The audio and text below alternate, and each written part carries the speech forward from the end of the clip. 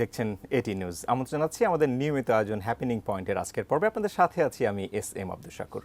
দর্শক, আজ 15 ডিসেম্বর, আগামীকালকে আমরা উদযাপন করব আমাদের বিজয় দিবস।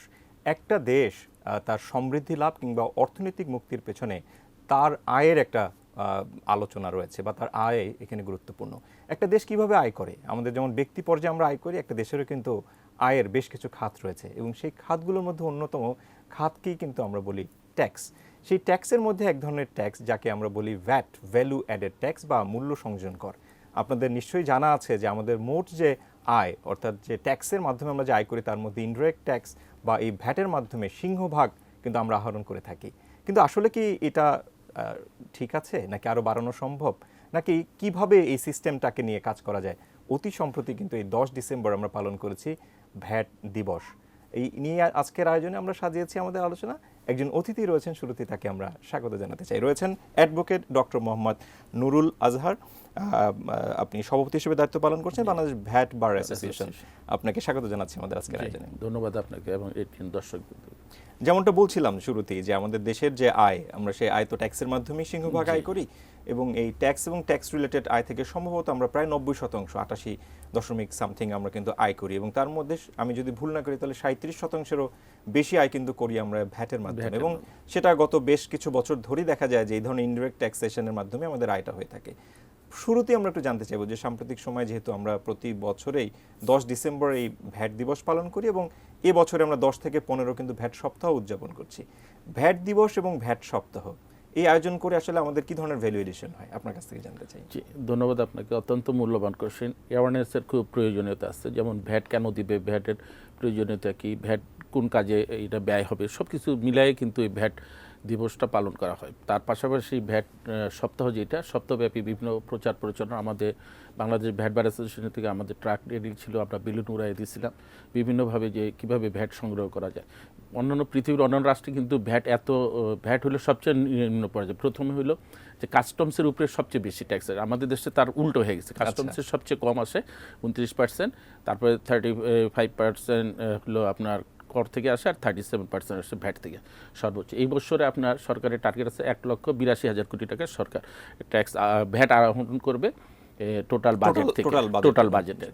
এতে দেখা যায় 5 লক্ষ কোটি টাকার বাজেটের মধ্যে আপনার 4,80,000 কোটি টাকা শুধু ভ্যাট ট্যাক্স কাস্টমস থেকে আসবে। জি, অন্যান্য ডিউটি থেকে আসবে, যেমন রেজিস্ট্রেশন ফি, কোর্ট ফি, অন্যান্য আদার্স যে ডিউটি আছে সেইগুলি থেকে আসবে আরও 20,000 টাকা, এই 5 লক্ষ। আর অন্যান্য যেগুলি সবই আমাদের লস খাতে, যেমন মনে করেন বিমান, সরকারের কিছু নিজস্ব ইনকাম আছে। আপনি যেটা বললেন, রাষ্ট্র চলে জনগণের করের টাকায়, কিন্তু আমাদের দেশে তাই হয়েছে। কিন্তু সরকারের যেসব, যেমন প্রতিটা রাষ্ট্রেই কিন্তু তার নিজস্ব কিছু ইনকামের সোর্স আছে, যেমন বিমান থাকে তাদের নিজস্ব পরিচালনার ক্ষেত্রে, রাষ্ট্রায়ত্ত প্রতিষ্ঠান, রাইট। তারপরে আমাদের এখানে পাটেও লস, চিনিতেও লস, তারপরে লসে আর লস। তারপরে আপনি দেখবেন যে আপনার ট্রেনে জায়গা নেয় না। তারপরে গত বছরে 1,400 কোটি টাকা লস আসছে ট্রেনে, রেলওয়ে আলার মন্ত্রণা করা হয়েছে এসব চুরি ঠেকানোর জন্য, কোনো কিছু হয় না। বিটিসিএল লস আছে, এইরকম আর কি। যাই হোক, এখন ব্যাপার হইলো যে দেশটা তো আমাদের, ভালোবাসতে হবে আমাদের। আপনি মনে করেন যে 1,82,000, আমার ধারণা যে যদি সঠিকভাবে মানুষ ভ্যাট দেয় এবং সরকারের যারা ভ্যাট আহরণকারী তাদের মধ্যে সততা থাকে, এবং যারা ভ্যাট সংগ্রহ করে সরকারি কোষার সংগ্রহ করে, মানে আমি একটা পণ্য কিনলাম আপনার দোকান থেকে, আপনার নৈতিক দায়িত্ব যে আমার এই টাকাটা আপনার কোষাগারে গেল, কিন্তু সেটা হয় না। আবার আমরা ভুলক্রমে বা উদাসীনতার কারণে আমরা ওই রিসিপ্টটাও নিই না, এবং রিসিপ্টটা নেওয়ার পর আজকে দেখেন জাপানিকে এখন ইসিআর মেশিন চলে, সেই ইসিআর মেশিন কিন্তু আমাদের দেশে টিকে নাই 2 বছরের বেশি, 3 বছর। পরবর্তী প্রথমে আমাদের পেপার ছিল, পেপারসে আপনার করে ভ্যাটটা দেওয়া হইতো, সেটার পরে আপনার আসলো আপনার ইসিআর মেশিন, সেটাও কিন্তু এখানে টিকে না। আসলো ইএফডি মেশিন সরাসরি সার্ভারের সাথে, সেটাও কিন্তু এখন মেশিন অর্ধেকের উপরে নষ্ট। এর মধ্যে আপনার এশিয়া এডিবি আপনার প্রায় 550 কোটি টাকা দিছিল গত, মনে করেন এটা 16 সালে মনে খুব সম্ভব, যে ট্রেনিং এবং অন্যান্য আদার্স পারপাসে সেই টাকাগুলিও ম্যাক্সিমাম অপচয় হয়েছে বলা চলে এটা। আর আরেকটা জিনিস, যে 91 সালে আমাদের দেশে ভ্যাট আলো হয়, পৃথিবীতে প্রথম ভ্যাট চালু হয় জার্মানিতে। সেইখানে দেখছে যে আপনার যেসব ট্যাক্স এবং কাস্টমস আসে সেইটার থেকে আপনার তাদের আপনার অর্থনীতি আরও সুসংহত এবং স্ট্রং করার জন্য তারা ভ্যাট পদ্ধতি চালু করছিল। আমরা আজকের বিষয়বস্তু ঠিক করেছিলাম সমৃদ্ধির জন্য ভ্যাট, তার মানে একটা দেশের সমৃদ্ধির জন্য ভ্যাটের যে প্রয়োজনীয়তা রয়েছে। আমরা যদি যারা দর্শকরা দেখছেন এটি নিউজের মাধ্যমে, এর মধ্যে অনেক দর্শক আছে হয়তো ডিটেল ভ্যাটটা কি, প্রসিডিওরটা কি, এটা হয়তো বুঝে না। আর তাদের জন্য যদি একটু সহজ করে বলি, আসলে তারাও কি ভ্যাটকে ট্যাক্স মনে করছে, বা এটা কি আসলে ইন্ডিভিজুয়াল পার্সোনাল ট্যাক্স, নাকি এটা কিভাবে দিবে, এটা যদি একটু আপনি এই প্রফেশনের মানুষ যদি বলেন। এটা হলো কি সবারই এটা নীতি নৈতিকতার দায়িত্ব যে একটা সরকার চলে। আমি একটু আগে বলছি যে জনগণের করে টাকা ভ্যাট, ভ্যালু এডেড ট্যাক্স, আর একটা জিএসটি, গুড সার্ভিস ট্যাক্স, যেটা হলো ভারতে চলে আর কি।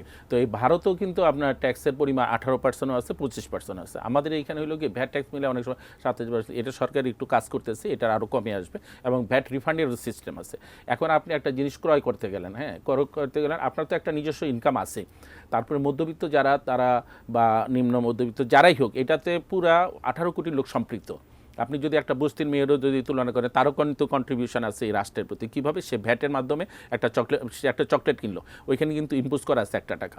তার মানে কি আমি বলতে চাই যে যে কোনো পণ্য কিংবা সেবা গ্রহণ করার জন্য আমি যখন গ্রহণ করি থাকবো অথবা আমি কিনে থাকবো ক্রেতা হিসেবে, আমাকে আসলে এই ভ্যাটের টাকাটা পরিশোধ করতে হবে। জি, ভ্যাট এটা কি সব পণ্যের জন্যই প্রযোজ্য? সব পণ্যের ক্ষেত্রে প্রযোজ্য, আবার কিছু কিছু পণ্যের ক্ষেত্রে সরকার উইথড্র করছে। কিন্তু যদি আপনি ধরেন যে হয়তো সরাসরি ভোক্তার কাছে যেটা বলে, সেইগুলি কিছু কিছু জায়গা আছে যেটা ভ্যাট দিতে হয় না। কিন্তু আবার ইম্পোর্টের ক্ষেত্রে আবার যখন আবার উৎপাদন হয়, সেই ক্ষেত্রে আবার ভ্যাটটা থাকে। আবার দেখা যায় যে মধ্যস্বত্ব, যেমন মনে করেন যারা কৃষক, তাদের ভ্যাট দিতে হয় না। কিন্তু কৃষক আবার যখন গোডাউনে মালটা বিক্রি করে, সে আবার যখন ওই যে পাইকারদের জন্য বিক্রি করে, তখন তার ভ্যাট চালান কাটতে হয়। জি, তাহলে কিন্তু ভ্যাট মানে আলটিমেটলি এক জায়গা থেকে ভ্যাটটা কালেকশন হয়। এবং এই ভ্যাটটা কেন দেন আপনি? আপনার সমৃদ্ধি, রোড ঘাট, ব্রিজ, কালভার্ট, দেশের উন্নয়ন, দেশের দ্রুত গতিতে আপনার জীবনযাত্রার ব্যয়, জিডিপির গ্রোথ, সব কিছু মিলাই কিন্তু ভ্যাটের সাথে সম্পৃক্ত।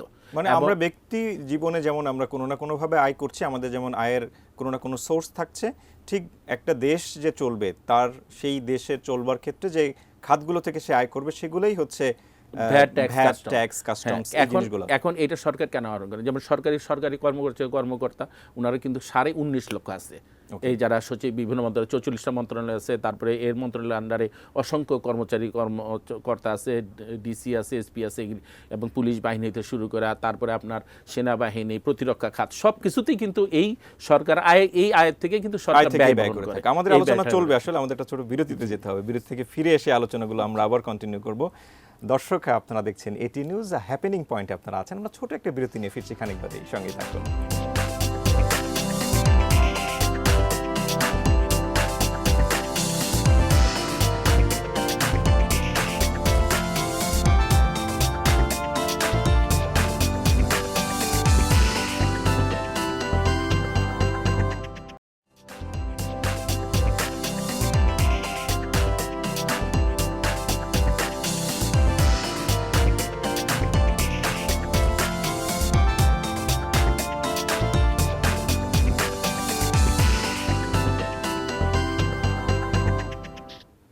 বিরতির পর আরও একবার স্বাগত জানাচ্ছি এটি নিউজে। আপনারা দেখছেন হ্যাপেনিং পয়েন্ট। আমরা সমৃদ্ধির জন্য ভ্যাট, এই শিরোনামে আজকে আমরা আলোচনা করছি। ভ্যাট দেশের উন্নয়নে কিভাবে কাজে লাগানো যায়, আমরা বিরতির আগে যে আলোচনা করছিলাম সেখানে ব্যাক করতে চাই। আমরা এর আগে যে আলোচনায় ছিলাম সেখানে যদি একটা প্রশ্ন আপনার সাথে জুড়ে দেই, যে ভ্যাট নিয়ে অনেকের অনেক রকমের আলোচনা থাকে। যেমন আমি যদি দেখি যে একটা পণ্য কিনবার জন্য আমি যখন আমার ঠিক বাসার সামনের কোনো গ্রোসারি শপে যাচ্ছি, সেখানে আমাকে সে ভ্যাট চার্জ করছে না। একই পণ্য যখন আমি কোনো সুপার শপে যাচ্ছি, সেখানে কিন্তু আমার ওই পণ্যের জন্য ভ্যাট দেয়া লাগছে। সেক্ষেত্রে কি যে আমার গ্রোসারি শপের যিনি মালিক, কিংবা হচ্ছে যারা আমরা সুপার শপের মালিক, তাদের কি ব্যবসা করার ক্ষেত্রে কোনো একটা বৈসাদৃশ্য তৈরি হচ্ছে কিনা আপনার মূল্যায়ন? না, মনে হচ্ছে যে বৈসাদৃশ্য আসলে কিন্তু ওই রকম কিছু না। এখানে আপনার যেটা 2 থেকে 3% ওই সুপার শপগুলি, সুপার শপ আপনার দিল পাবলিককে সেরকম সার্ভিস দিতে, যেমন করেন তাদের এসি ফ্যাসিলিটিস, তারপরে নিজের ইচ্ছামতো পণ্য বাছাই যাচাই করা, তারপরে আপনার সেখানে ফ্রি ব্যাগ পাওয়া, এগুলি কিন্তু তারা কস্টিংয়ের মধ্যে আনে না। তারা ওই যে 2-3% নেয় এটার উপরে, এবং ওই 3-2% কিন্তু সরকারও দিতে হয়। এটা অনেক রাষ্ট্রই আছে, বিশেষ করে আমাদের সাউথ ইস্ট এশিয়া এবং আফ্রিকার দেশগুলিতে এটা চলমান, কিন্তু আবার বহির্বিশ্বে অন্যান্য রাষ্ট্রে কিন্তু আপনার ওই ইউরোপিয়ান কান্ট্রিতে দেখবেন জাপানে ছোট একটা পণ্য নিল, ওই ছোট মুদি দোকান হোক আর গ্রোসারি সব, তাদের ভ্যাট ওইটা 2-3% যেটা দোকানের যেই ভ্যাটটা সেটা দিতেই হয়। এই ক্ষেত্রে আমার মনে হয় না যে তাদের কোনো হয়। তবে ভবিষ্যতে আমার মনে হয় যে সুপার শপের পাশাপাশি যে এলাকায় যেসব ছোটো ছোটো গ্রোসারি শপ, এগুলো এই ভ্যাটের আওতায় চলে আসবে 2-3% যে তোমাদের। কারণ এই যদিও ভ্যাট নেয়, তার ভ্যাট নেওয়া যদিও তার 80 লক্ষ টাকা ইয়ারলি, 50 থেকে 80 লক্ষ টাকার মধ্যে যদি টার্ন ওভার থাকে, সেই ক্ষেত্রে তার ভ্যাট না দিলেও চলবে। এখানে তো ভ্যাট নাম্বারও নেই, বিন নাম্বারও নেই, সেই ভ্যাটটা নিয়ে কোথায় জমা দিবে? তার রেজিস্ট্রেশন নেই, ম্যান্ডেটরি না। ওই যে 50 থেকে 80 লক্ষ টাকার মধ্যে যাদের টার্ন ওভার ইয়ারলি, কিন্তু এটা হ্যাঁ, এই কারণে তার এটার মধ্যে সে পড়ে না, এই কারণে সে ভ্যাট জনগণের থেকে আদায়ও করতে পারে না। কিন্তু একটা বিষয় আমরা যখন প্রত্যেকবারই বাজেট হয়, বাজেটের সময় আমরা এগুলো নিয়ে ব্যবসায়ী কমিউনিটি, সরকার থেকে আলোচনা দেখি অনেক সময়, রেট কেমন হওয়া উচিত, এটার ফলে ব্যবসায়ীদের বা ক্ষুদ্র ব্যবসায়ীদের ক্ষতি হচ্ছে নাকি লাভ হচ্ছে, এই বিষয়গুলো আমরা দেখি। আমার প্রশ্ন হচ্ছে যে বাংলাদেশের যে ভ্যাটের নেট রয়েছে, সেই নেটের মধ্যে কি প্রপারলি আমরা ভ্যাটটা কালেক্ট করতে পারছি কিনা? যদি সেটা পেরে না থাকে বা ভ্যাট ফাঁকির কথা আমরা প্রায় আলোচনার মধ্যে শুনি, সেই ভ্যাট ফাঁকিটা আজকে আসলে আপনারা মোটা দাগে কিভাবে দেখেন, আর সেটা রোধ করারই বা কিভাবে কি মেজার নিলে সেটা রোধ করা যাবে? জি, ধন্যবাদ আপনাকে। এটা অত্যন্ত গুরুত্বপূর্ণ। এখন বর্তমানে 5 লক্ষ লোকের রেজিস্ট্রেশন আছে ভ্যাটে, যারা ভ্যাট দেয়। এটার সংখ্যা প্রায় 10 লক্ষ হওয়ার কথা। ব্যবসায়ী মহল না শুধু, অন্যান্য যারা কর্মকর্তা কর্মচারী ভ্যাটের এবং বিশেষ করে অর্থ মন্ত্রণালয়ের, তাদেরই এটা ধারণা। তো আমি মনে করি এটা আরও বাড়বে পর্যায়ক্রমে। এবং এই একটা জিনিস কি, যে প্রপার ওয়েতে কিন্তু ভ্যাটটা আদায়ও হয় না। কিন্তু এখন তো সব ইলেকট্রনিক সিস্টেমে আপনি ভ্যাট জমা দিতে পারবেন, আপনার চেক জমা দিতে পারবেন, ভ্যাটের যে এটা ট্যাক্স আসবে সেটাও জমা দিতে পারবেন, আপিল করতে পারেন, ট্রাইব্যুনাল, সব ওই অনলাইনে সব কিছু করা সম্ভব। এইখানে একটা জিনিস কি, আমাদের ভ্যাট ব্যবস্থাপনা অনেকগুলি বিচ্যুতি রয়েছে, যা বাস্তবায়নের বড় চ্যালেঞ্জ। যেমন মনে করেন একাধিক কর হার, হ্যাঁ, মানে 3-4টা কর হার আছে, 5, 7.5, 10, 11। আচ্ছা, হ্রাসকৃত হার, অনেক সময় যে ওইটার সাথে হয় না, একটা ভালো পণ্যই ওইটা 7.5 বা 5-এর মধ্যে ফালায় চার্জ করা হয়, ভ্যাট চালান প্রদান না করা। ভ্যাট চালান দিলেও কেউ নেগলেসির কারণে এটা করে না। আর ব্যবসায়ীরা এই টাকাটা কিন্তু দিল আপনার কারো ভোক্তারা বা যারা জনগণ পণ্যটা কিনলো, তার নৈতিক দায়িত্ব সেই চালানটা জমা দেওয়া সরকারি কোষাগারে বা বাংলাদেশ ব্যাংকে। সেটা উৎসে কর কর্তন, অনেক সময় দেখা যায় যে উৎসে কর কর্তনে দেখা যায় অতিরিক্ত, যদি এটা রিফান্ডেবল পরবর্তীতে, কিন্তু এখানেও একটু সমস্যা আছে। অনেক সময় কালেকশনের ব্যাপারে, ক্যালকুলেশনের ব্যাপারে অনেক সময় সঠিকভাবে হয় না, আর সঠিক পরিসংখ্যানের অভাব, যেটা একটু আগে বললাম 5 লক্ষ এখন বর্তমানে ভ্যাট রেজিস্ট্রেশন আছে, এটা আরও বাড়বে, সেইখানেও একটা সমস্যা আছে। কর সংস্কৃতির অভাব, নিম্ন কর জিডিপি, আর রাজনৈতিক ইচ্ছা অনিচ্ছা, এগুলি অনেক সময় দেখা যায় যে কোনো ফ্যাক্টরিতে গেল, তারা দেখলো যে তার যে উৎপাদন হয় সে সঠিকভাবে সেই রিটার্নটা সাবমিট করে না। প্রতি মাসে তো একটা রিটার্ন সাবমিট করতে হয় এই যে ভ্যাটের ক্ষেত্রে, আর ইয়ারলি করতে হয় করের ক্ষেত্রে। তো সেই ক্ষেত্রে তখন দেখা যায় উচ্চ পর্যায়ের একটা লোক ফোন করলো যে ওনাদের ছেড়ে দেন, তো সে দেখলো যে তার চাকরির কারণে বা চাকরি চলে যাবে, এইসব বিভিন্ন কারণে ভ্যাট কর্মকর্তা কর্মচারী অনেক সময় সেই জন্য ওভারলুক করে যায়, এতেও কিন্তু ভ্যাট ফাঁকির একটা সম্ভাবনা থেকে যায়। আমার এখানে একটা প্রশ্ন, যদিও আমি জানি না যেটা আপনাদের প্রফেশনের সঙ্গে যাবে নাকি বিপরীতে যাবে, রাষ্ট্রের কাজ তো হচ্ছে ভ্যাট যত বেশি আয় করা যায়। আপনারা ক্লায়েন্টদেরকে সার্ভিস দিয়ে থাকেন যে তারা কিভাবে কম ভ্যাট প্রদান করতে পারেন আইনের মধ্যে, আমি বলছি না যে আইনের বাইরে গিয়ে।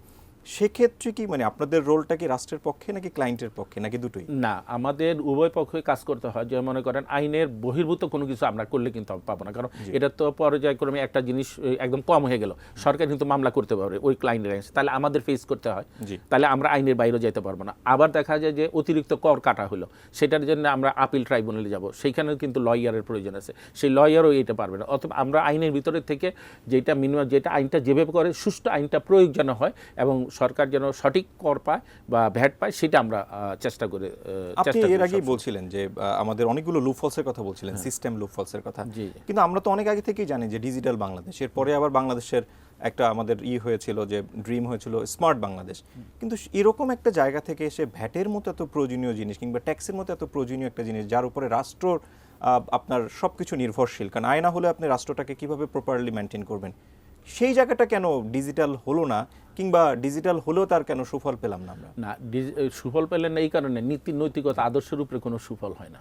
এখন আপনি যে ডিজিটাল সিস্টেম করছেন, অ্যানালগের থেকে আপনার ইয়েতে আপনার ইলেকট্রনিক্স পদ্ধতিতে আপনি ভ্যাট আহরণ করছেন, সব কিছুই সঠিক আছে, কিন্তু কন্ট্রোল করতেছেন আপনি। এইখানে নীতি নৈতিকতার ব্যাপারটা আছে যে আপনি সঠিকভাবে সেই জিনিসগুলি তদারকি করতেছেন কিনা। একটা শেষ প্রশ্ন করতে চাই আপনার, যে সাম্প্রতিক সময় আমরা দেখেছি ন্যাশনাল বোর্ড অফ রেভিনিউ দেশে যেহেতু অনেকগুলো সংস্কার হয়েছে, এই সংস্কারের দায়িত্ব তারাও নিয়েছেন, সংস্কার কমিশন তারাও করেছেন আমাদের ন্যাশনাল বোর্ড অফ রেভিনিউ আন্ডারে।